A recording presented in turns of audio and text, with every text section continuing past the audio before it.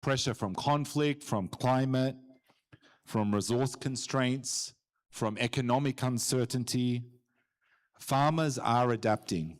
Farmers are at the forefront of leading efforts through stewarding natural resources, through strong institutions, and through innovative partnerships. And it's great to see so many partners that are making this meeting possible. So today we're going to continue the conversation. We're going to focus on solutions, investments, and collaborations that are needed to scale, because we're all about action. The talk is here to help drive the action. And so we're going to move into our session. But before we start our first session, I'm going to invite Andreas and Theo on stage to present an exciting publication which was launched in Berlin recently. So this is the Farmers Organization, a handbook. And so I'm going to hand over to you, and you can explain a little bit more about this handbook before we then dive into the next session. Thank you, Paul. And dear representatives of the farmers of the world, we are very happy to introduce this new handbook. And I would like to introduce the person probably most of you know, which is the initiator and also the main author, Theo de Jager. So he's a farmer himself in South Africa, and he was the president of WFO for a couple of years, and also president and chair of other organizations. And Theo, great that we brought this to publicate. After 4 years of writing and wrestling around ideas, 4 years ago, we knocked on the doors of Andreas Quiring at the Andreas Hermes Academy. They are in the business of developing young farmers' leaders and building capacity in farmers' organizations. We said to them, maybe the time is ripe to try to share experiences, because no two countries farm in the same political, economical, technological environment. And let's see if we can save farmers some school fees by sharing experience. How do you organize the oldest profession in the world, the biggest profession in the world, and the best organized profession in the world? And how do you go about to get these organizations to do stuff, to do advocacy and even go beyond advocacy? And fortunately, we found fertile ground in Andreas's ears, and he entered into a partnership with World Farmers Organization to compile this book. So this is a joint publication with WFO and Andreas Hermes Academy from Germany. And we used and tried to use a lot of experience and wisdom about the different dynamics and constituencies farmer organizations have over the world. And maybe from the outside, you sometimes hear a farmer organization has to have this structure or this element and this way of work. And as we know, with our little experience and you with your big experience seeing the farmers of the world, this is never true. Farmers' organizations are as different as farmers are. So, but Theo, this is a book.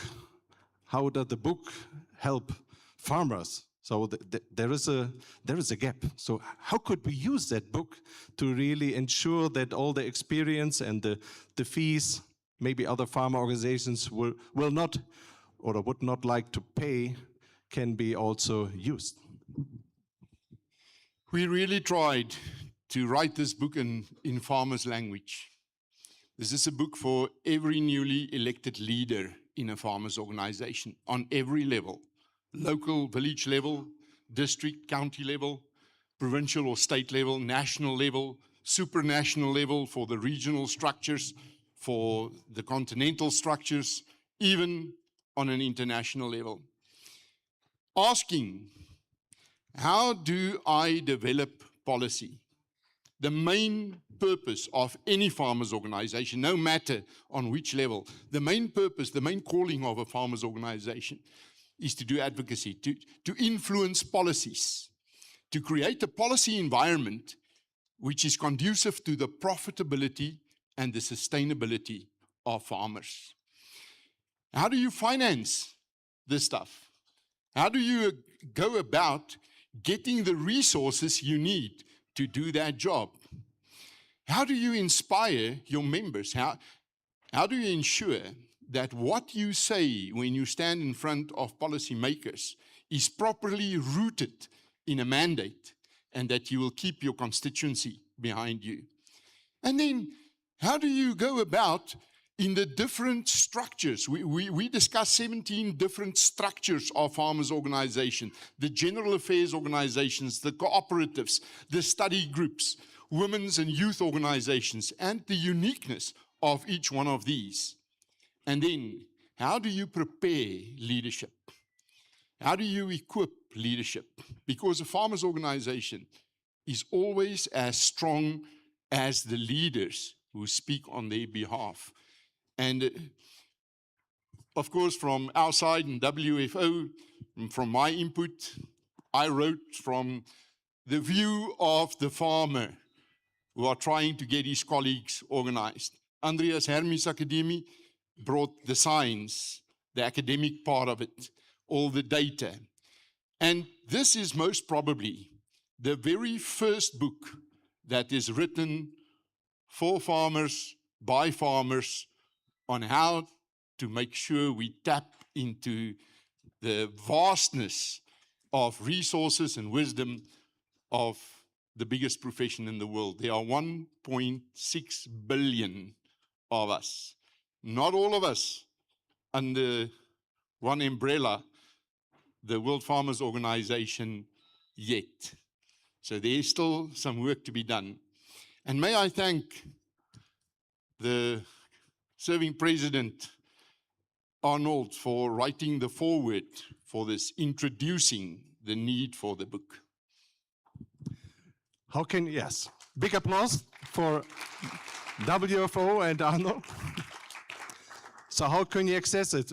We are sorry, there would be never enough printings for all people who would like to take a printed version along. So we have a free PDF download. You can see the QR code and you can talk to some other colleagues, and we will give you also the QR code if you are not able to scan it now. So use it, read it. You can also translate it with typical software. So it should be accessible for everyone. If something doesn't work, please contact us. So we would be very happy if everyone use it as we said, a practical compass for everyone seeking to build, lead, or strengthen farmer organizations. So thank you very much, and we hand over one for the president. Arno, would you come up? It's not time to make a picture, now you have to come up. Thank you so much. On behalf of all farmers, you get this printed version, and I hope it will be shared a lot. Thank you so much. Please believe in these two guys. They are two good guys. He take care of all the farmers of the world by giving them the knowledge to organize. And Theo have been very inspiring for all of us.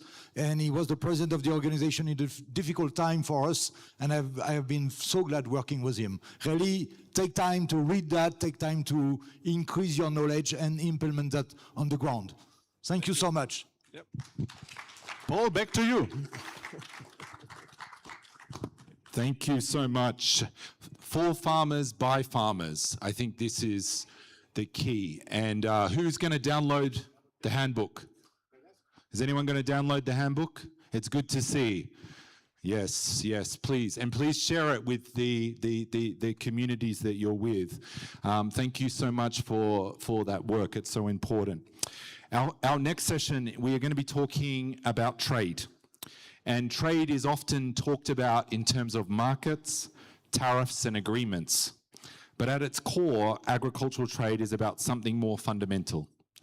It's about ensuring food can move from place to place, from places of abundance to places of need, that farmers can access opportunity, and that the food systems remain resilient in an increasingly globalized world. And it's a very challenging time for trade at the moment. The policies, negotiations that shape trade are often very complex, and we heard about that yesterday from the WTO. They're also often removed from the realities of farmers and the realities that you as farmers face every day. And so if trade is truly to support food security, sustainability and rural livelihoods, farmers' voices must be part of this conversation. So the next session, trade as critical tool for global food security, enabling farmers' organizations' participation in trade negotiations in agriculture, is going to explore this question. It's going to explore how we can engage more effectively in shaping the trade policies that influence the future. So I'm delighted to welcome our moderator for this session, Hildegard Jengedal. Is that close? I apologies, my linguistics are challenged, but you're very welcome. And over to you as the senior advisor at the Norwegian Farmers Union and the facilitator of the WFO working group on trade. So well placed to take on this conversation. Over to you.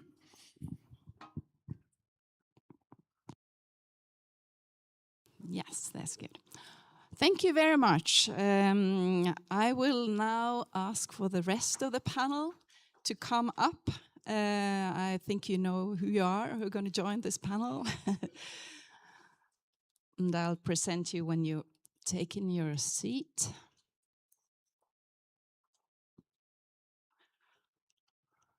Please, you can choose your seat.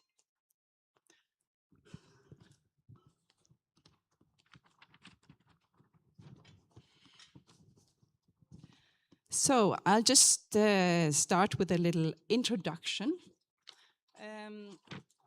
As was said already, the trade is an essential role, plays an essential role for food security at the global level. So without the trade rules, the trade flow around the world, we won't have food security, that's for sure. For me, coming from Norway, a country far up, it's very cold, we import about 60% of what we need on a calorie basis.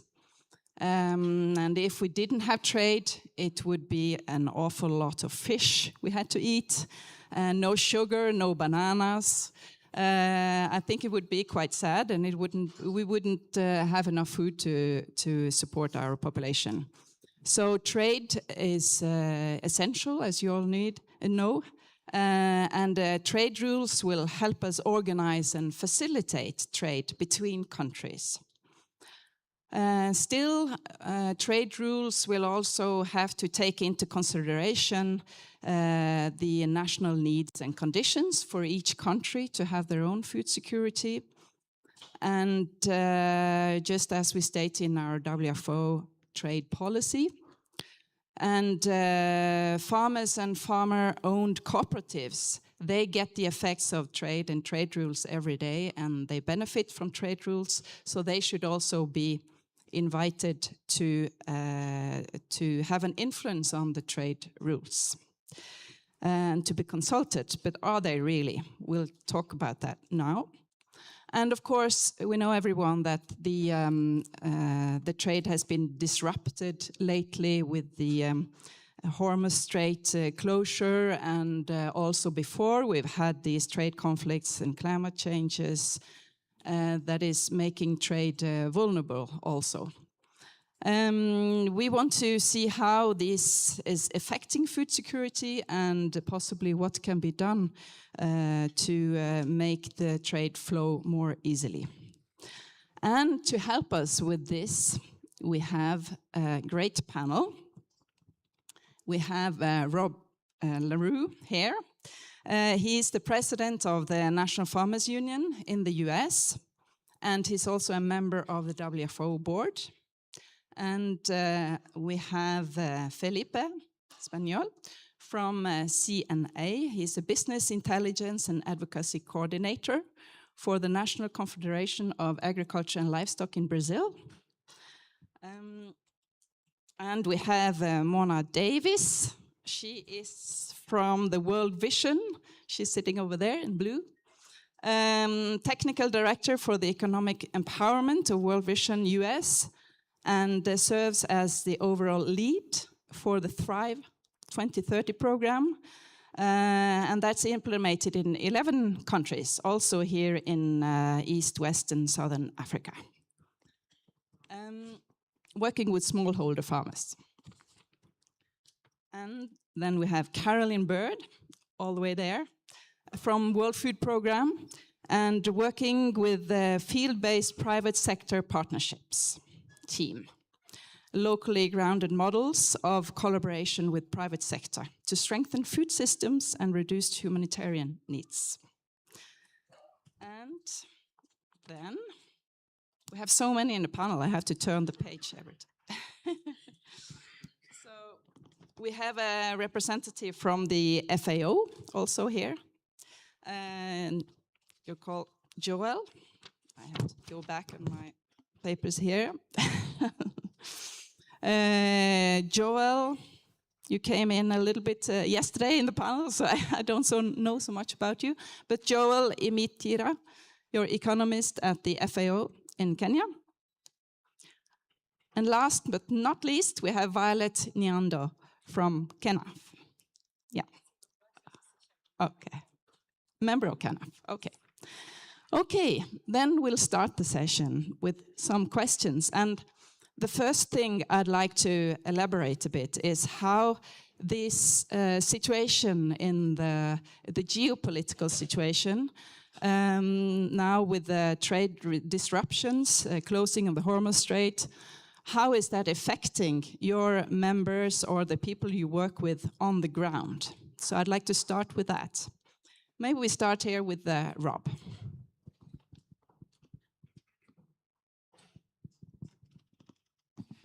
Alrighty, great.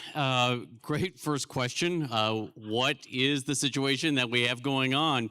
As I was just discussing with Caroline, the conditions in the US right now, let's just call them unusual.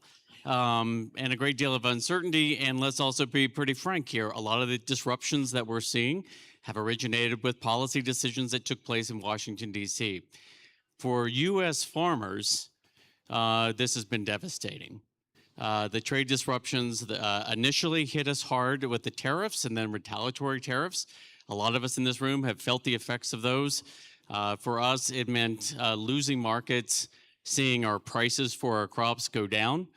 And then consequently, with the conflict around the Strait of Hormuz, we now have just skyrocketing input costs for everything from fuel to fertilizer to genetics, all of those conditions. So not only are conditions really unusual in the U.S., but for U.S. farmers, it has hit us hard.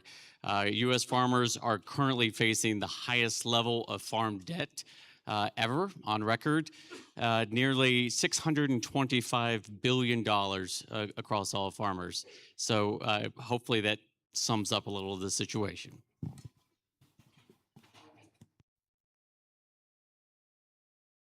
Thank you very much. I think we just continue up here with Violet in Kenya. Okay. How is it affecting the farmers in Kenya?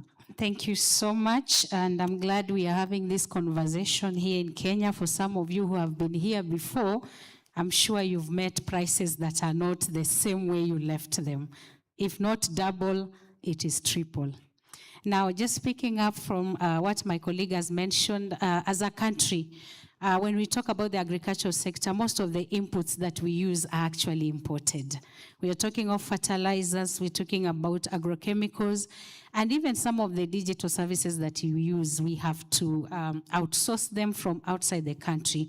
So now with what is happening around the world, anything that touches on fuel it touches on every aspect of life. Because you touch on fuel, you are touching on transport. You touch on transport, then you are touching on distribution of food, from supply area to where we have demand. And all this has affected our sectors tremendously. The prices of fertilizers have gone up. Most of our farmers who are using mechanization services, again, they have to come to terms with the fact that the prices of fuels have gone up, and therefore they have to, they have to pay more for them to do the same services that they were doing on their farms. And this has now an impact on the consumer, because eventually the person who is going to bear that cost is the consumer. So whatever was being sold at a certain price will have to be borne triple that amount by the consumer.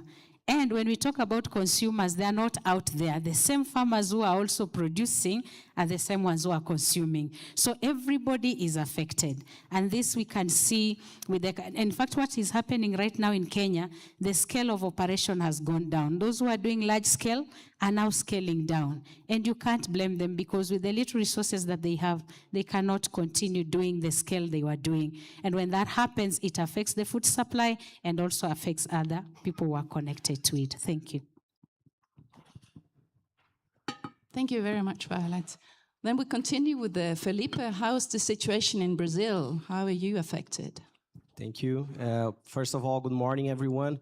I would like to congratulate Theo and Andreas for the publishing of the book.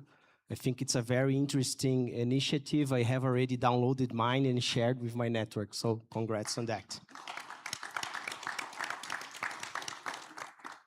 And Brazil, as you know, it's a major role in foreign trade for agriculture. And I'll start by sharing an interesting case that happened just a couple of months ago. With SCNA, we support big, medium, but also small producers.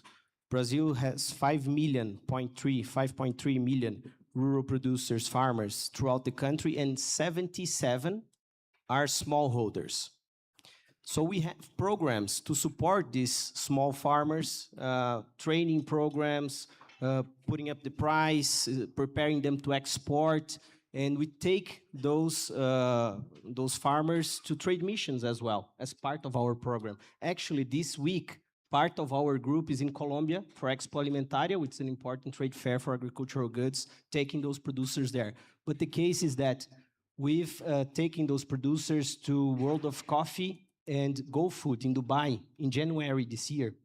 And one of the producers that were there in this business mission, they concluded a sale, the first export of a small amount of roasted coffee to Dubai, but then 1 week later, the conflict started.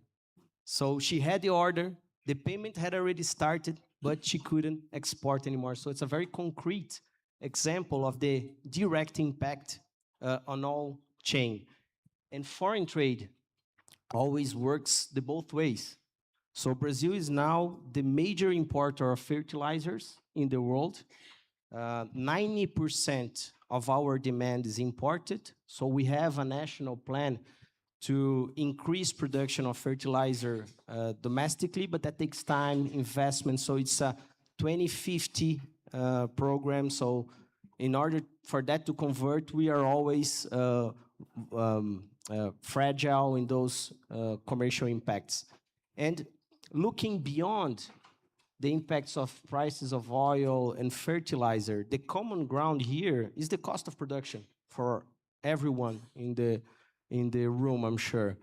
And the way that we can maybe move forward is not only thinking about the impacts of the conflicts, of the closure of Strait of Hormuz, but also the tariffs, the new trade barriers that are coming up every day. That's something that needs to be tackled directly. I'm sure that we'll have opportunities to discuss solutions. I have a few suggestions, but the starting point is that this is a problem for everyone. Brings unpredictability, uncertainty, and that also impacts food production, impacts food security. So we'll all should be looking at this impact together. Thank you very much. Then I continue with FAO. Yes, thank you for this opportunity also to contribute to this important discussion.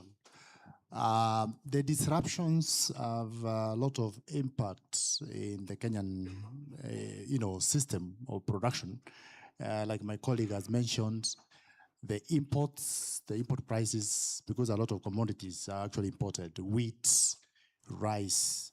Then, of course, you add that to the spiraling effects of high prices of oil, because Kenya is a net importer of refined petroleum products.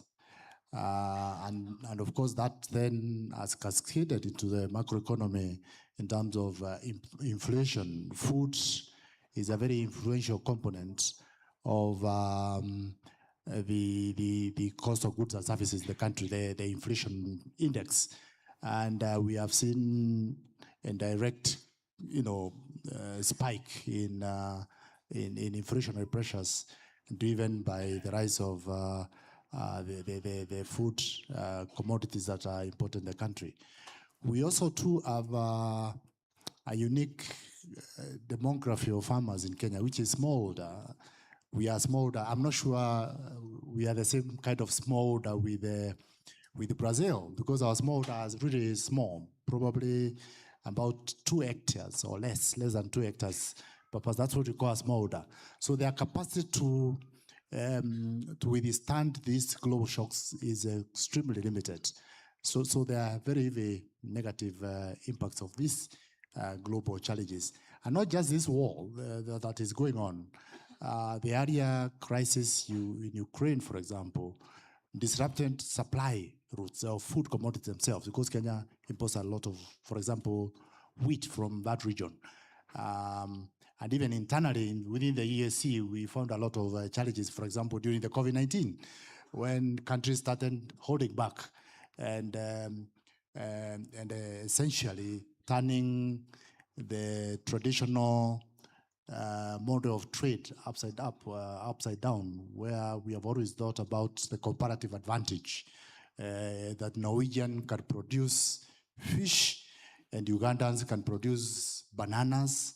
And because fish and bananas are required in the two regions, then trade can facilitate that to happen.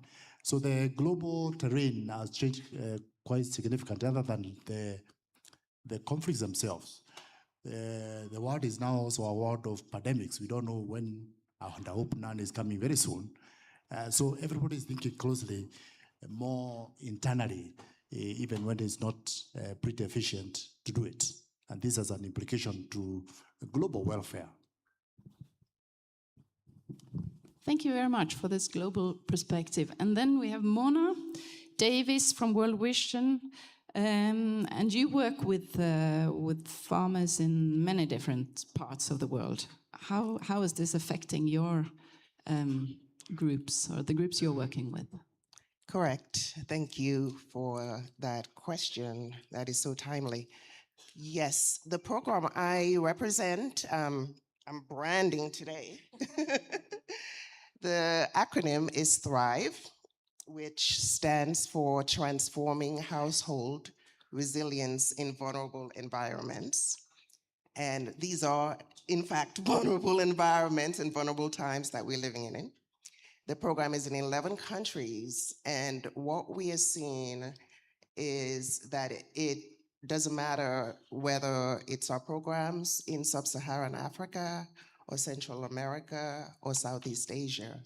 They are all facing the same constraints, much like my colleagues have already mentioned, which are the inputs, the rising costs of inputs like the fertilizer and the petroleum. But what I have, maybe to put another spin on this question, I'd like to say trade is not only about moving goods, but it's about who benefits. And the populations we serve are often the extremely vulnerable, smallholder farmers, those who are at sometimes less than $3 a day. So what we do in Thrive is we seek to build household resilience to help them weather these shocks by helping our farmers ground themselves in an empowered worldview. And then we also promote financial inclusion, which is a combination of promoting savings groups as well as linking them to microfinance partners like Vision Fund, who is also here in this room today. And then from then on, we connect them to markets, and we also try to advocate for favorable policies to help them succeed in these markets.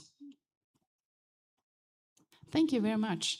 And then finally, Caroline from World Food Programme, how is this affecting the groups you're working with? Thank you, and hi everybody. Lovely to be here. I'm Caroline. I work at the World Food Programme, based here in Kenya. And for WFP, in the intro, they were talking about how trade disruptions is stopping food from moving from place to place. That's pretty much what at the heart of what WFP does. We help to move food to people who are in need and who are hungry. We will have 50 ships moving food any day. And of course, these trade disruptions are having a very specific effect on just our ability to move food. But then for the people who we support, similar to my colleague, these people are already spending all their money on food.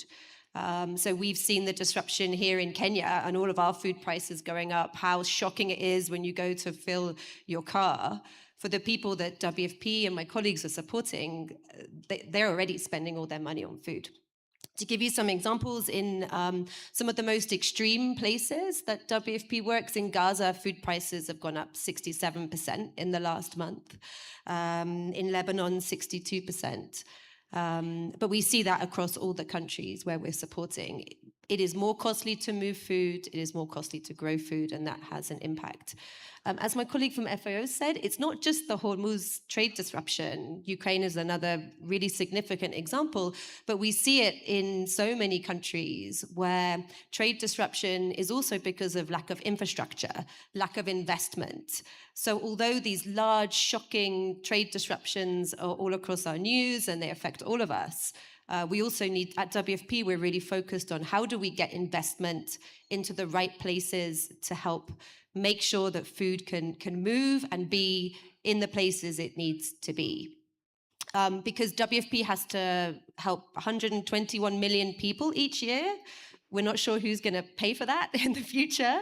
And that is a product of food systems failing and of trade failing those people.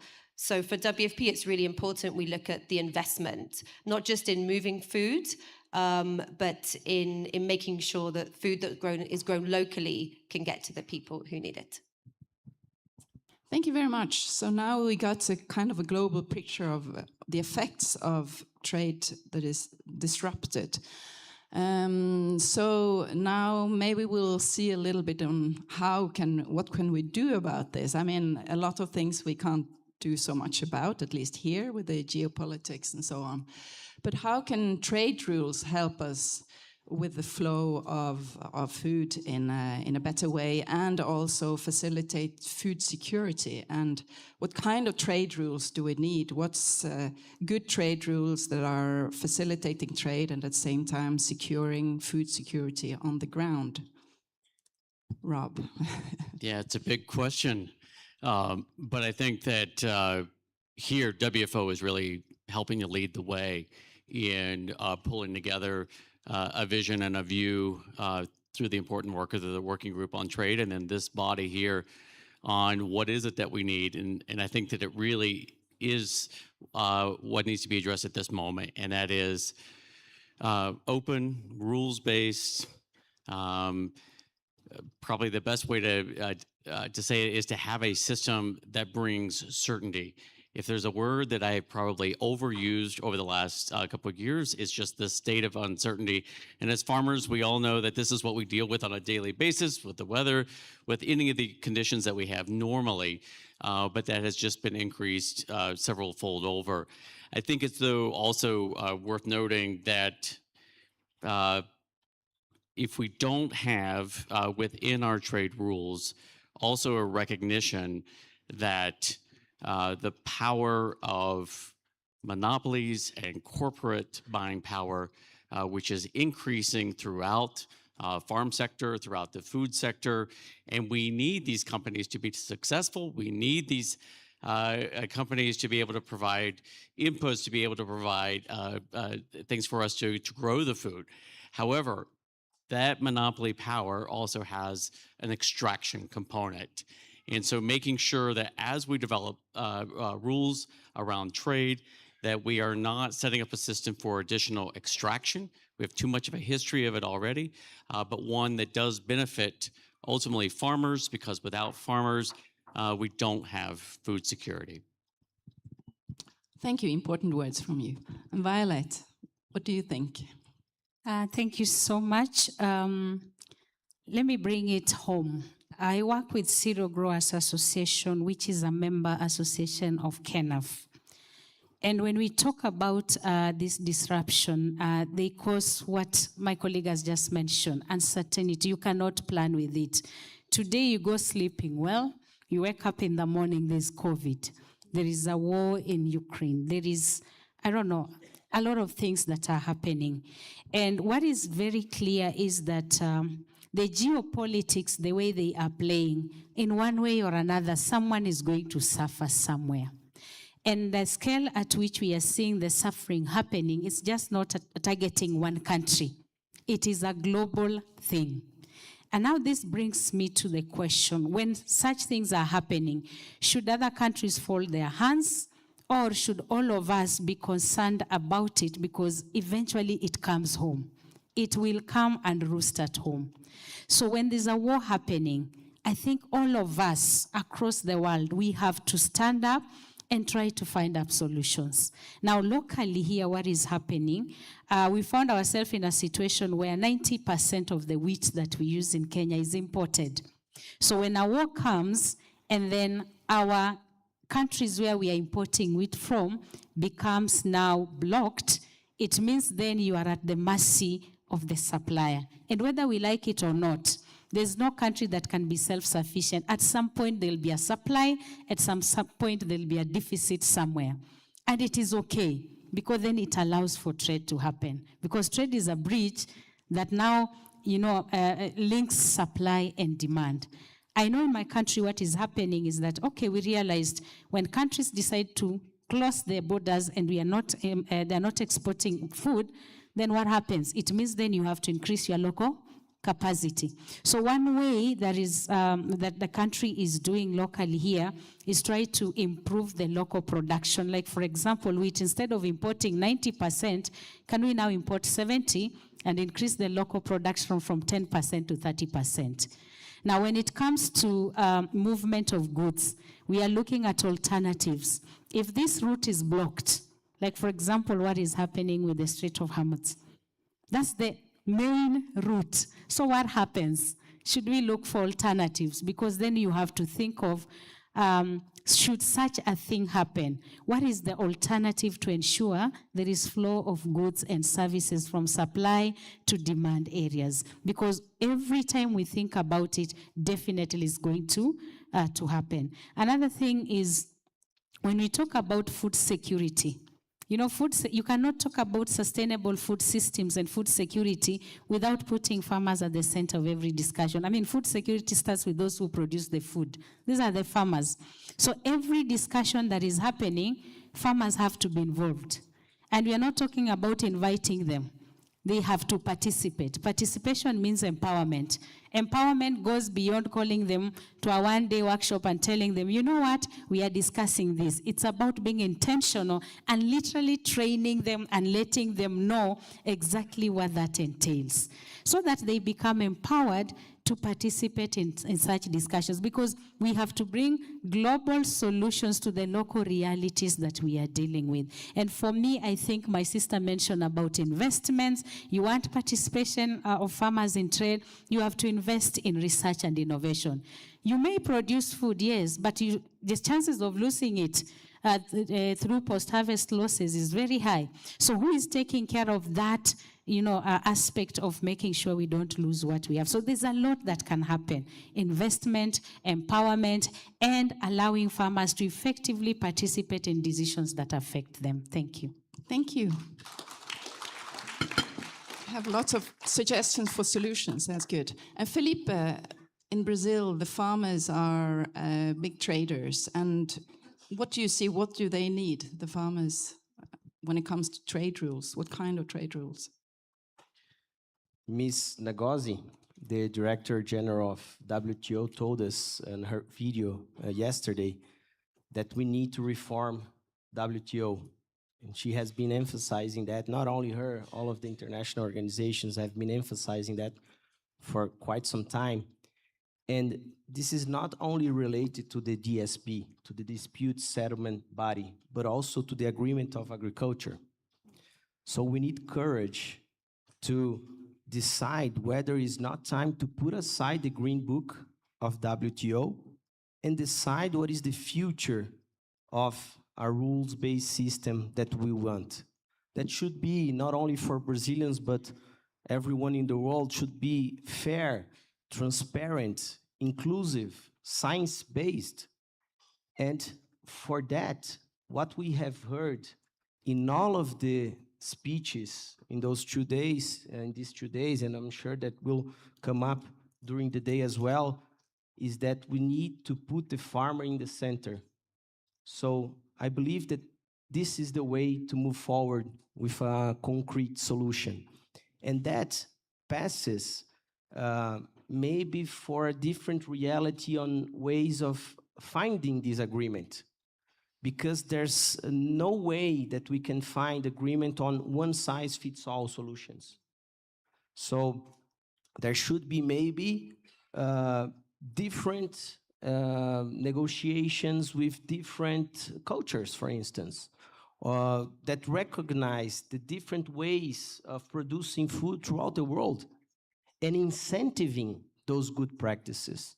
Because the other aspect of that we already have, what we call as trade-related climate measures or green protectionism, in that we're punishing with unilateral measures if someone does not produce the way that they wish it was produced. So I think we need to spin things around, to take the effective courage to put the farmer in the center, and with that work on a better future for everyone. Thank you. FAO, what does FAO think should be a good, I don't know if you have official views on trade policy, but what do you think should be what kind of trade rules do you think could foster food security? Yes, I think just picking from where my other colleagues have mentioned, have indicated, have touched on, the global rules of moving food commodities. I think we need a rule-based, to strengthen the rule-based structure. And we've seen a lot of erosion of rule-based management of global agenda, not just for food, but even the other areas. And this is one of the major issues I think the global community need to confront, so that we have a system that facilitates, like WFP has mentioned, movement of food and food items and inputs from surplus regions to areas that have deficits, or areas that require it because of emergencies and all that. So I think that is very critical, because fundamentally trade is underpinned by rules, it is underpinned by strong institutional systems, including WTO, for example, just mentioned, strong regulatory frameworks, also the standards themselves, common standards for these commodities that are agreed on, and serve different everybody, so that everyone feels they serve them, depending, irrespective of the their economic state so that everybody really benefits from this structure. But the other issue is actually optimizing, improving efficiencies in transport, logistics, for movement of food items, so that we facilitate trade, not just internationally, but also locally at the local level. For example, in this region of Africa, the intra-African trade is very limited. Not just Africa, even Kenya. You find one side of the country has a lot of cabbages and they are rotting. The farmers are struggling to sell it. The other side of the country is dry, they can get food. So it's not just an international problem. There are also local issues that we need to deal with. And I'm sure if we dealt with it, nutritious foods high, and it excludes a lot of people, including vulnerable groups, from accessing to safe, nutritious foods. Thank you. Good points there. And Mona, can trade rules in a way help the farmers and the consumers that are less off? Yeah, I would say trade rules can either stabilize or amplify these shocks. And it is up to a well-designed system to be able to create an enabling environment with the farmer in the middle, to have a voice and a seat at the table, to be able to shape these rules. And at World Vision, one of our approaches that we use is called Citizens' Voice in Action, where we equip the farmers with the training they need to be able to advocate for themselves. Our organization is not in a space where we as World Vision ourselves are at the table making these rules, but what we do is support our farmers to be able to have a voice. Yes, Caroline. How is food security kind of affected by the trade rules, and can they be changed? Are there any changes you see that should come? Yeah, I'm not sure about changes to trade rules, but as already said, the trade rules need to enable local production. WFP buys about 70% of our food locally in the countries where we work. We might buy from some of your farmer associations. We'd buy more if we could, but lack of production, sometimes issues with quality mean that we can't. What's going to fix that is investment. So where and why does the money not go into this local production? There's been some recent research out looking at impact funds into sub-Saharan Africa in the agri-food space. It's pretty shocking that nearly 90% of all of that money is in USD, so hard currency. That means that a local logistics firm or a local food processor, they have to borrow in dollars, but then they're earning in their local currency. And as you all know, currency fluctuations mean that you can destroy your business. So I think we need to also look at how trade enables that investment which is in local currency, which actually enables food production locally, food sovereignty, and doesn't just focus on investments for export, because all of that USD investment is investments for export. Thank you. That's also an interesting perspective. Now, I think we'll, also as the heading of this session says, how can farmers be better involved in forming and shaping these trade rules? And are they really involved on a basic level? And how is the situation in the US? Do you feel that you're involved with the shaping and forming the trade policy normally? Yeah, what's normal? For us, on the one hand, we're very plugged in, as are most of the farm organizations in the U.S., to advisory committees for the government on trade. trying to make sure that our voices are heard. But these are strictly advisory positions. We also have our grassroots policy development process. And the vast majority of the farm groups in the US opposed using tariffs as a blunt tool like they have been done repeatedly. So are we involved? Yes. Should we be doing more? Absolutely.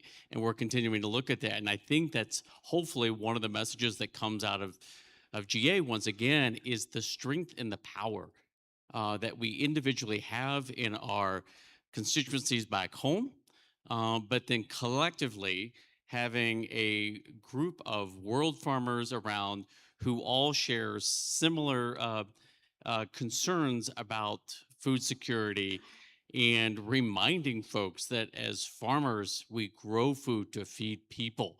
That's something that I think a lot of politicians sometimes forget. So I think that there's certainly a lot of room to do it better. I think the other thing that farm groups can do even better is recognize the model that they can be to our political leaders and to the greater society.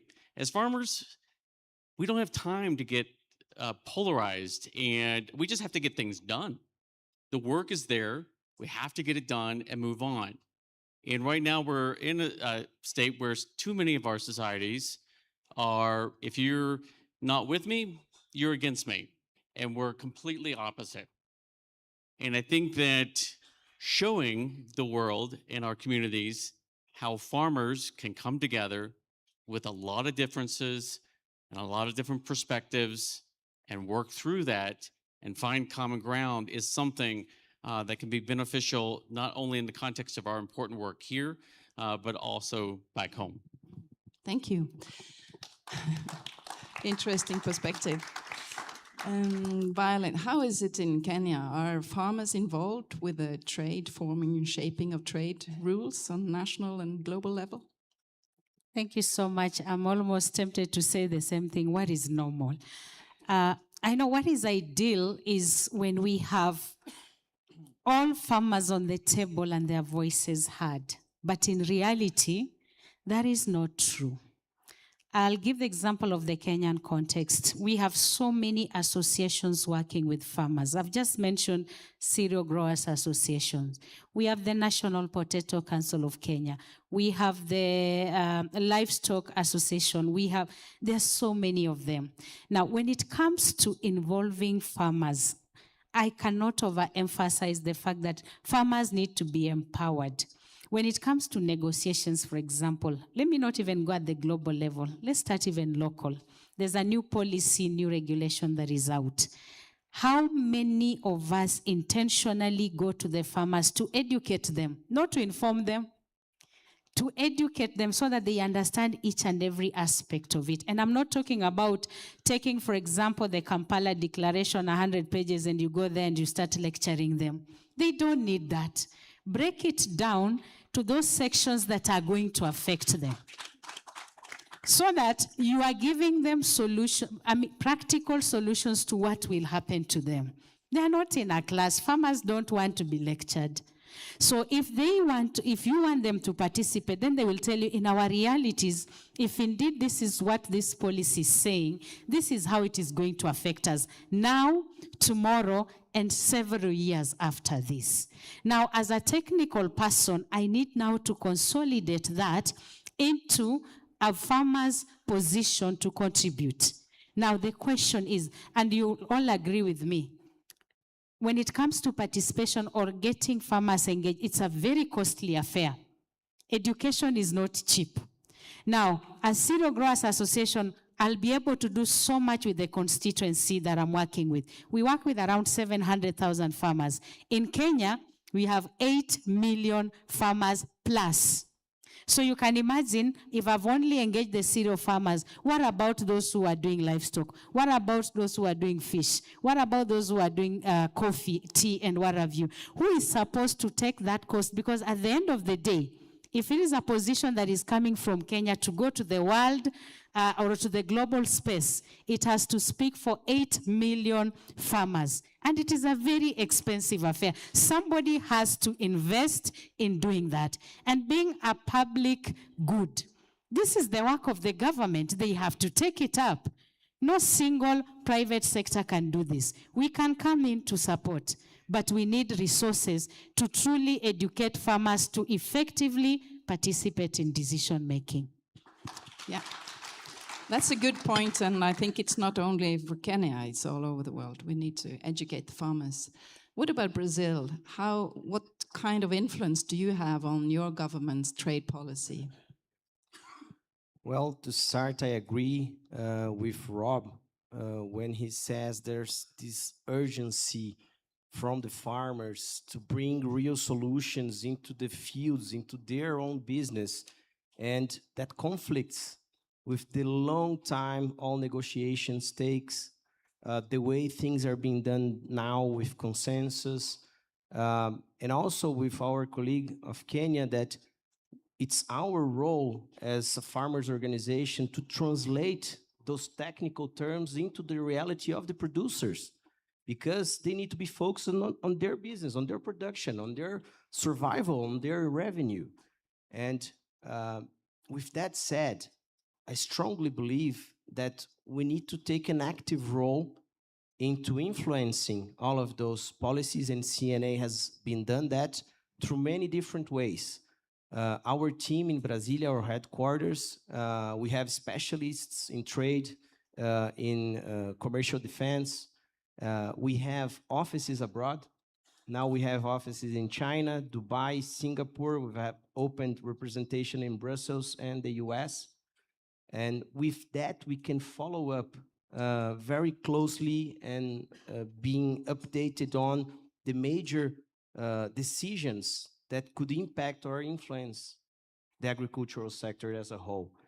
And it's not an easy role to play. We need investment, we need funding for that, and we need openness to bring those positions into the table and make sure that they become a reality. There's also the important role of WFO. That's why CNA has joined the task force for trade. And to conclude, Hildegard, let me just give a concrete example. I don't know if you all know, but June 7 was the World Food Safety Day. So congrats to all of you, producers of food, for that, for taking this effort on producing food safety, producing food. But after this celebration day, WTO has launched a report on the Standards and Trade Development Facility that is analyzing, the report is named Accelerating Safe Trade from Innovation to Scale. That happened was midnight from Kenyan time. And I just received it with the analysis from my team, which is in the ground. So all of those conditions, when they are well structured, can help us, and I think we all have this responsibility of build our technical capabilities to make sure we influence on the right way to the farmers. Thank you. And the gang over there, you're not farmers organizations, but maybe also you have some views on how, Mona was already talking about it, how you organize groups and make their voice heard, also on trade issues, I guess. Yes, please. For sure, in the Kenyan context, and I'm sure I speak to a lot of other contexts, there's a lot of work to be done in terms of making sure that the voice of farmers or the engagement of farmers in trade negotiations is actually meaningful. Because it's one thing to have them around, but it's another to make sure that their voices are actually meaningful. Because trade negotiations are very complex in nature, and there is always, I think, an assumption that the politician, the policy thinkers in various places actually understand the pain points of the farmer. It's not obvious that when you sit in a space, you actually understand the real issues going through a dairy farmer, a smallholder farmer with 2 dairy cows, or a livestock farmer in the fastest corner of Kenya rearing goats. So getting them to be meaningfully represented, or rather to participate, their voices require a lot of capacity development that has been mentioned. Information availability, because there's a lot of information asymmetries about these issues. We see a lot of documents being signed, but probably they don't speak to the issues, or the people they are meant to serve actually don't interact very well with them. We need to strengthen the organizational structures of farmer agency so that they are able to lobby, canvass, and push the agenda of farmers in trade negotiations, and also enhance collective action of farmers groups. But governments, particularly because they are the ones that lead these efforts, must be intentional, very intentional in engaging farmers and farmers organizations more meaningfully, so that their views are actually included in the trade negotiation agreements. Thank you, Andova. Thank you. Capacity building is important. And Mona, you were already talking a little bit about this, how you do that from your organization. Yes, capacity building is international NGO sweet spot. I guess you could say that. So, because we're at the mercy of these trade rules. I mean, if you take AGOA, for example, that's the African Growth and Opportunity Act. When it was working, it was extremely helpful for smallholder farmers, and it opened markets for so many producers across both farm and non-farm value chains in the developing world. Now AGOA is in shambles, and there's ambiguity about its future, which drives down investment. And again, it puts organizations like World Vision in a position where what we can do is lean into building evidence. First, design our programs in a way that they are sound. I think I shared the methodology of Thrive, starting with mindset and behavior change, and financial inclusion through savings groups and linkage to microfinance, and then market access and knowledge. But we do a lot of testing. The program that I lead now, Thrive, was piloted over a period of 5 years to build the evidence base. And that evidence base is what we took to the decision makers that often involve governments to be able to get the funding, because our program is philanthropy plus funding from a variety of sources, including government sources. So we ensure that our programs are well-grounded in evidence base, and we take this evidence to now try to influence and shape policy through, once again, not us, but empowering our farmers through their own agency to advocate for themselves in these spaces such as this one here. And then, Caroline, are you also doing capacity building and trying to get their farmers and maybe poor consumers also voice heard? Yeah, we do. In a slightly different way, we do capacity building through our procurement. So really two ways that we can influence trade policy. One is that we are a first mover and we will continue to buy in fragile places. Go first, de-risk, show that others can buy. And secondly, just continue being really, really loud about what the failures of trade policy lead to, because those are the over 100 million people that WFP is helping. So being really loud about how those trade policies are affecting them. Thank you. Time is almost running out. It's like 2 minutes left. So I'd like to thank the panel. And as a sum up, I think that the farmers really, and the organizations working for farmers on the ground, would really like to have a fair and transparent and rules-based multilateral systems. I also heard no size fits all. That's important also in the trade rules. And the farmer needs to be in the center, and the farmer also needs to get educated about what different kinds of trade rules really means for them on the everyday life on the ground. So thank you very much.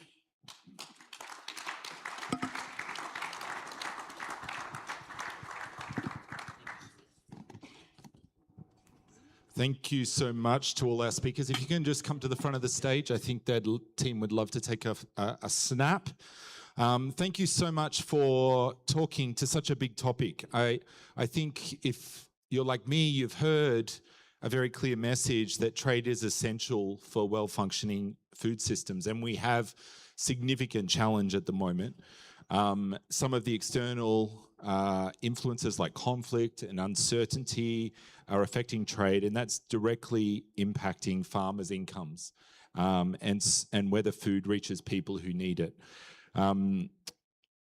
So as farmers, I would just remind you the collective power that you have through local and global organizations, and continuing to come together around both of these organizations. But what I would like to do now is we are going to be moving to a short coffee break, which is always a challenge and an opportunity. The challenge is to be able to go and get coffee and then come back. The opportunity you have is to meet somebody. And I would encourage you to really go and meet somebody different. Don't go to coffee break with somebody you came with. Find another person. Say, let's go grab a coffee. The coffee is going to be out the doors towards the pool there. And I would love you to just talk to them. What stood out to you in the conversation? How is trade affecting you? And what is something you can do about it? So we're going to be coming back at 11:30. And we're going to be talking about climate financing for farmers. So please, out to the coffee and then straight back at 11:30. Thank you, everyone. Welcome back, everyone. We're going to be getting started in just a second. Hopefully you met somebody outside and had a good conversation. I'm going to be coming around and asking people for a couple of comments. So going. So, this is okay. We're going to go around. We're just going to ask a few people for some comments.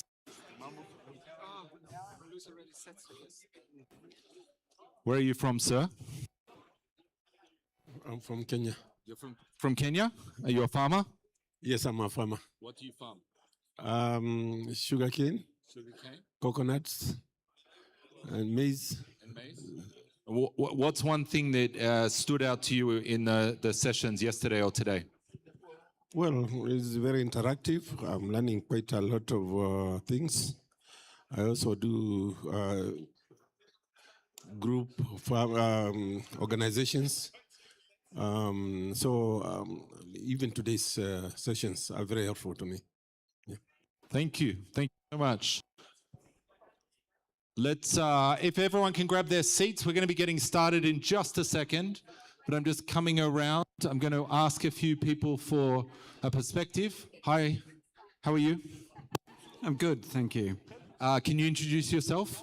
Yeah, I'm Donald Moore. I'm the executive director of an organization called the Global Dairy Platform. Thank you, Donald. And what has stood out to you the most in the last 24 hours? I tell you what, the one thing that has really stood out to me is the passion of the Kenyan farmer community. This is really one of the best conferences I've been at in years. And the people here are so welcoming, so friendly, and so passionate about what they're doing. It's a great meeting. Awesome. Did you hear that? Can I get a cheer from the Kenyan farmers? Are the Kenyan farmers here? Can I hear you? Am I sure? You're here. How are you, sir? Can you introduce yourself? My name is Bernard Obuge, a farmer from Tanzania. I'm very happy to be here, and what we are talking about is very relevant. I will wish to hear something about soil health. After, as we continue, we will need to have a soil health discussion. Agroecology is a discussion. If we don't have a resource person, here I can proceed with that. Thank you. Thank you so much. And I'm going to ask one of the, we need a woman farmer. Is there a woman farmer that wants to make a comment? Yes, we have one. Can you introduce yourself? Thank you. My name is Aroduya Felicitas. I come from Busia. I'm a women representative of Kenya National Farmers Sugarcane Federation. I've really appreciated the representations. My worry is from the young lady farmers. The ownership on land to make your projects and do what you can do on farming. I don't know. In my county, women are less opportunity to have land. Ownership is an issue. So we can't do better than what I have seen. Thank you so much. So important. And ownership is an absolute critical issue for farmers and particularly for women farmers, and I think it needs to continue to be discussed. So thank you for your advocacy. Very important conversation. Well, we're going to move now into our next part of the conversation. We've just talked about trade, and our next session is going to take us further into that conversation. We're going to be talking now about some of the other opportunities. So we're going to be talking about unlocking climate finance for farmers, how to build an economic system that enables agricultural sustainability. So we're going to explore some of the climate finance policy frameworks, market incentives, and partnerships. And I'm pleased to welcome our moderator, Jesse Chevelle, the Strategy and Public Government Affairs at Klos Twinbo. Twinbo, that's okay, from Netherlands, who will guide us through this important. So Jesse, please, the floor is yours. Can I have a clap for Jesse, please?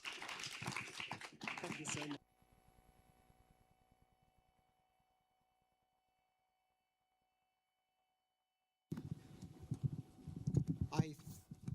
I think it works. Thank you so much, and welcome to this session on unlocking climate finance. And I would say this discussion takes place at a timely moment, and because as we speak, countries, policymakers, and still stakeholders are gathering in the former West German capital of Bonn for the annual climate meetings, laying the groundwork for COP31 in Turkey later this year. And among the key topics under discussion are climate finance, adaptation, resilience, and how to turn climate ambitions into practical action on the ground. And that is exactly where farmers come in. Farmers are on the front line of climate change. They are among the first to experience its impact, but they're also essential partners in delivering solutions through adaptation, mitigation, biodiversity restoration, and sustainable food production. This is something I experienced personally on my own dairy farm in the northern peatland region of the Netherlands. In recent years, we have faced increasingly dry periods and have to start irrigating our maize, something that had never been necessary in the past in a country in which it always rained. So climate change is no longer a future challenge. It's already influencing everyday decisions on farms across the world. Farmers are investing in resilience and adopting innovative practices, but their ability to scale these efforts is often constrained by structural barriers, limited access to sustainable finance, high perceived risk in agriculture, complex climate finance mechanisms, and disconnections between policy ambitions and realities on the farm. Today, we will explore how we can create a more enabling environment for farmers. How can public and private finance better support climate action in agriculture? What policy reforms are needed? And how can farmer organizations help bridge the gap between farmers, financial institutions, and policymakers? And what innovative financing models can accelerate the transition to sustainable and climate resilient food systems? I'm delighted to have an excellent panel with us today to discuss these questions. And let me first invite our panelists to briefly introduce themselves before we start the conversation. First, I would like to invite Noah Cheriot-Negetik to the stage. Are you there? Yes. A Kenyan agribusiness and food security expert currently working with the German development agency GIZ on farmer cooperatives, climate financing, agriculture value chain, and rural development initiatives in East Africa. Welcome. Second is Dr. Tekla Musia, a climate and environmental specialist with the UN Food and Agriculture Organization in Kenya, where she works on climate adaptation, resilience, and climate finance initiatives that support sustainable and climate resilient food systems. Then President Ger Koopmans of the Dutch Farmers and Growers Association, LTO, as well as President of AgriTerra, the Dutch Agriculture Development Organization, and a former dairy farmer. I would also like to welcome President Manes Nakata of the Farmers Union of Malawi and a leading voice for African farmers championing climate-smart agriculture, farmers' access to finance, and policies that strengthen resilience and sustainable food systems. And then lastly, Dr. Peer Ederer, founder of Goal Science and a member of WFO's Scientific Council and a leading expert on sustainable food systems, helping bridging science, policy, and investment to support agricultural transformation.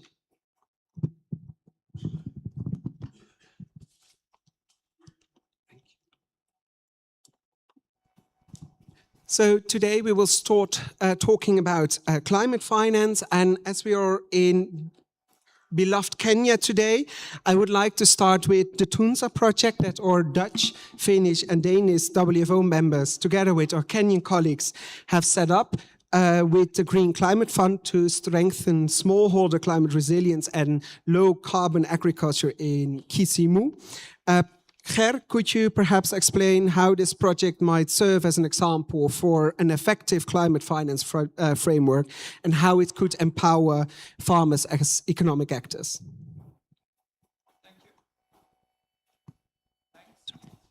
Yeah, now. Thanks, first of all, being invited here in this panel. And thanks to all the people from Kenya here for the friendship I met in the last 2 days. It's extremely interesting to be here and to hear what is happening in your country and what's happening now in the world on agricultural affairs. For me, it's important here to be here and to tell something about the Tunza project, a project in which we are cooperating with our colleagues from Denmark, from Finland, and of course also from colleagues from Kenya, from KENAF. It's for us, it's first of all, I want to thank my colleagues from Denmark and from Finland for this cooperation, because it's important that with more countries you work together in projects, because more knowledge and more importance can give when you are with more countries and development organizations to work for it.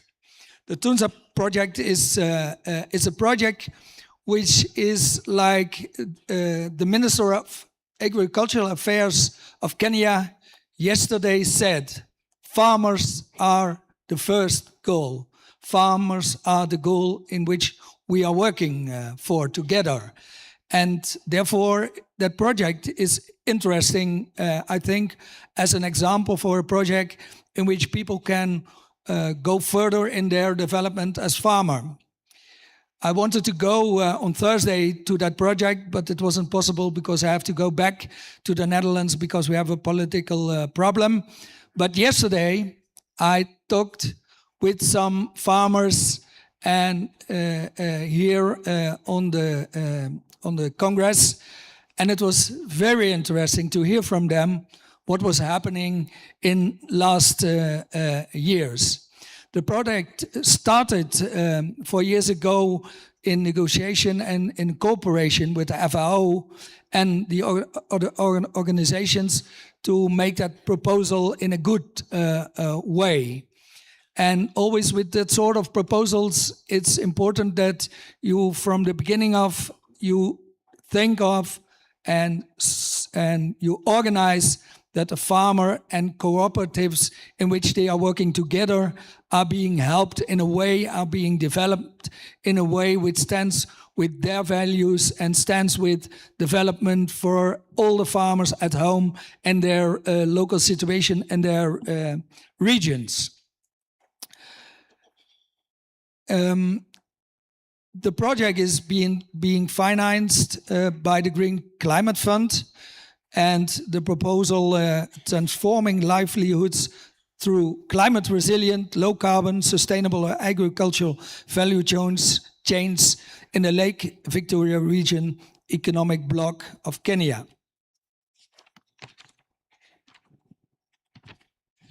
And it's an example, as I said, for international partnership. And we are proud of that. And all the projects, you can see that on sheet number 4, mitigates and removes about 4.3 million tons of greenhouse gases over 20 years period, and a significant 1.2 million tons before 2030. So within the time frame of Kenya's next contribution. At the end, I want to say, when I was there yesterday speaking with those farmers, I was so impressed that they told me that in 3-4 years, milk production is being went from 2 times more, 3 times more, sometimes 4 times more than it was at the beginning at the project. So it isn't a project about words, it's a project about liters. It's a project about money, which is developing their farms. So that is very impressive. And also why the way they organized how feed and milk in a good transformation between the cooperative and the farmer is going into a system which helps all the region and all the farmers is really in a good way. And at the end, I want to say another thing. Yesterday, there was an excellent speaker also. It was Edmund. He was the young guy from the school who stands here, and he was talking without paper. He had a good speech, and I spoke to him later, one-to-one. And I was also very impressed that there was a guy who was working in half a year in the United Kingdom, and with the money he earned, he bought in Kenya some ground, for some farming ground. And the way he did that, the way he told about that, I think it's impressive. In a country where 8 million farmers are, and I'm from an agricultural nation, the Netherlands, in which 50,000 farmers are.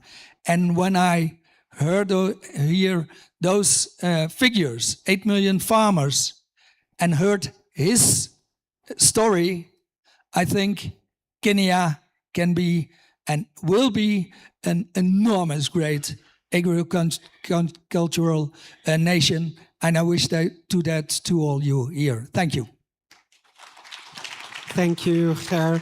And thank you for sharing this project, because I think it's quite unusual that farmers' organizations and farmers are participating in this big climate finance projects. And as we saw on the sheet, it takes time. It has been 4 years. We are now starting, and it's great to see the international cooperation between those 4 countries, and I'm looking forward to the results.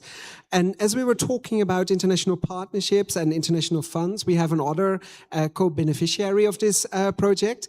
So let me turn to the FAO, Tekla. I was wondering, how do you, from an FAO perspective, look at these kind of climate finance frameworks? And I mean, you've been, as an organization, long around. What experiences do you have working in this region on climate resilient food systems? And if I may add another question, like in your view, what role could farmers' organizations and FAO play in unlocking climate finance? Thank you so much, and I'm privileged to be here to speak on behalf of the Food and Agriculture Organization, the Kenya Country Office.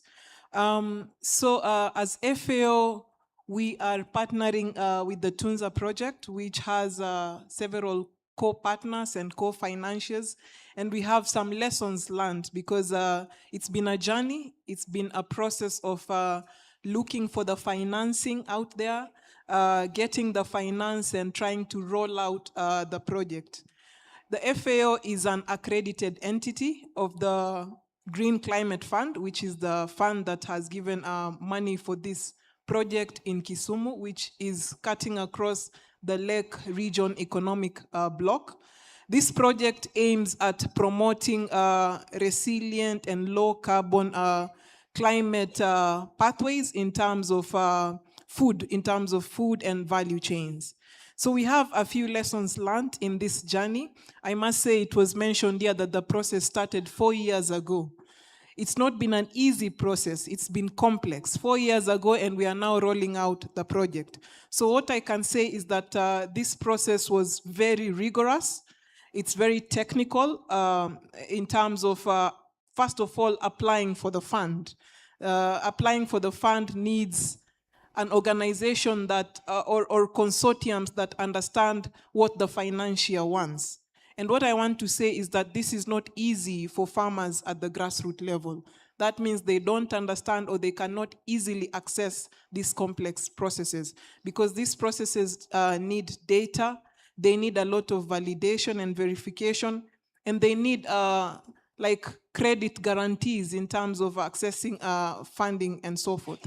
So the next point I want to bring on board is once the fund rolled out and came into play, there was a challenge for us. When we were speaking directly with farmers on the ground, the farmers wanted solutions, real practical solutions to their problem.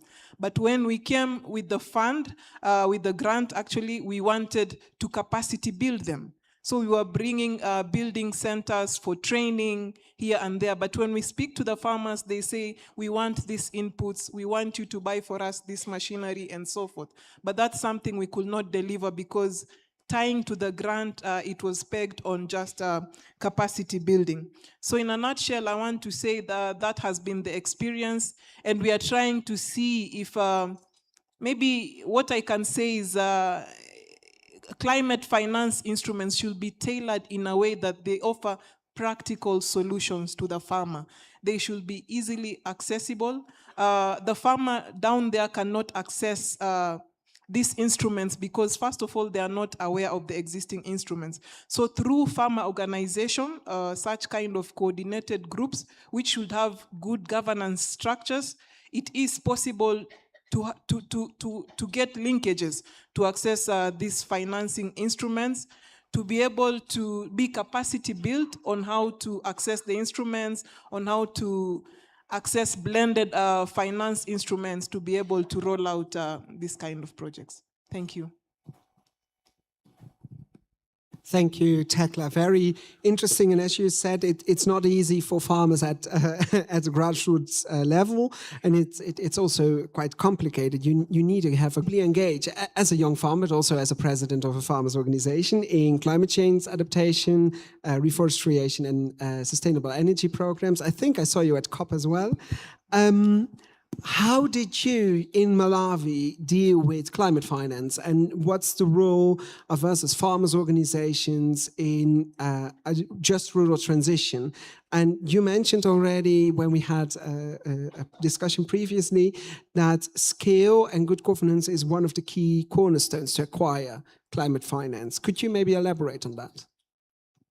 Thank you so much. First of all, I would like to say thank you so much for including a farmer on these conversations. If we have farmers here, this is your girl here. We represent farmers, so you have highlighted on how climate finance framework can be designed effectively studied, because as farm monitoring system must align with agriculture recognized, not a passive project benefit rate requires.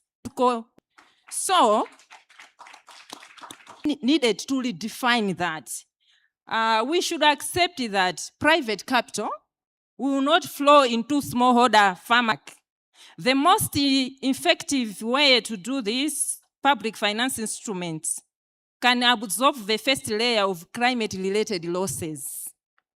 Governments and development finance institutions can deploy partial loans, guarantees, first loss portfolios, and current risk facilities that protect both lenders and farmers when drought and flood vehicles.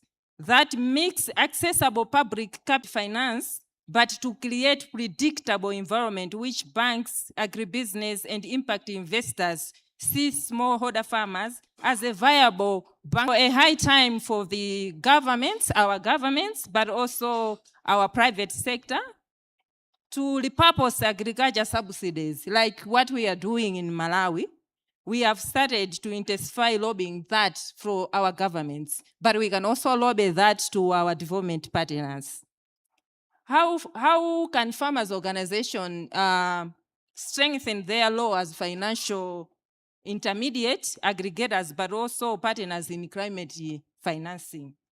Farmers' organization, in my feeling, is like we are already a function of formal bankers, knowledge hubs, and marketing performances for the members. What we lack is the formal recognition that the capitalization of intermediate climate finance at scale. So to strengthen this, farmers' organizations need capacity building in finance management and digital record keepings, and the environmental performance tracking. Once equipped, they can act as the disinvestments on agents on climate funds, because assessing to the members and distributing small loan to their members. Because to be honest, as farmers, we don't know those sophisticated proposal writing that we can access these climate finance. For instance, if we have farmers here, how many of us do we know that we have climate financing? We have green climate financing. To be honest, we don't know that. So we need our farm organizations to act as actors that can write our proposal and scale down to us as farmers so that we can benefit that. But also, as much as we are the beneficiaries, we are actors, we are part of it, because if we cannot deal with that, taking a farmer as part of the journey, I think we are lost. Thank you so much. Thank you, Manes. Thank you for your amazing speech and your passion for both agriculture and also climate action. It's so inspiring to see, and I think the Malawi farmers can be happy to have you as a president. Thank you so much. And traveling a bit up north, we're going back to Kenya. Well, actually, you deal with the entire Eastern African community. And Noah, you've been involved in the Tunza project in the beginning as well. And you currently run, on behalf of GIZ, multiple initiatives in 10 Eastern African countries. So how does this, what has previously been said, resonate with you? Thank you very much. It's very exciting to hear the perspective from the GCF. I can call the donor. The FAO is also implementing the Tunza project, and the farmer. And here is the designer, that's the development partner. So it's my pleasure to also join you also for this session to further add to this discussion on unlocking climate finance for the farm organizations. So from the discussions already we have had, I wish to respond to the 4 areas that you have actually invited me to respond to.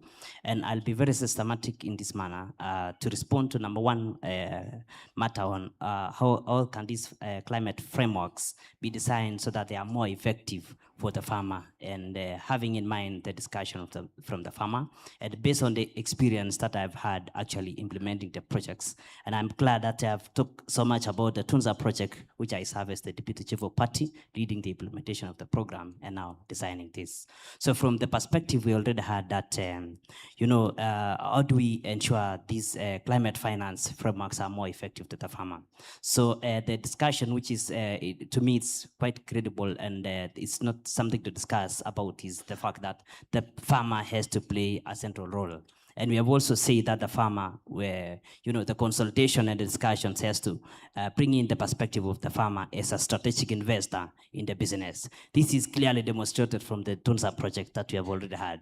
The Tunza project, which is cutting across the 14 counties in Kenya, funded by the GCF, implemented by the government of Kenya and AgriTerra, is a multifaceted approach. It is that participatory. Even if you try to single or lens the focus value chains, these are regional value chains. That is the dairy, coffee, poultry, and and fruit trees and leafy vegetables. These are the value chains with the greatest propensity to deliver climate action.